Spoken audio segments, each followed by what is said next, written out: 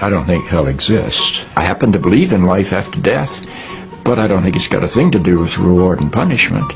Religion is always in the control business, and that's something people don't really understand. It's in the guilt-producing control business.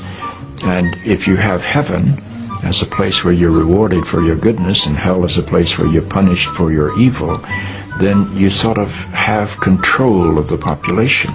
And so they create this fiery place, which has quite literally scared the hell out of a lot of people throughout Christian history. Mm-hmm. And it's part of a control tactic. But wait a minute, you're saying that hell, the idea of a place under the earth or somewhere where you're tormented for an eternity, is actually an invention of the church? I think the church fired its furnaces hotter than anybody else.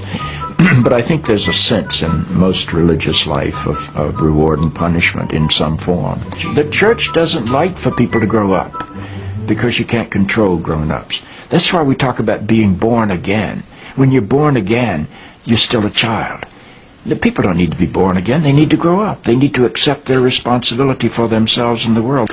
What do you make of the theology which is quite prominent these days in America, which is that there is one guaranteed way not to go to hell, and that is to accept Jesus as your personal Savior? Yeah, I grew up in that tradition.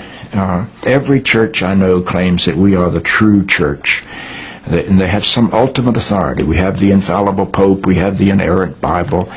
The idea that the truth of God can be bound in any human system, by any human creed, by any human book, is almost beyond imagination for me. I mean, God is not a Christian. God is not a Jew or a Muslim or a Hindu or a Buddhist.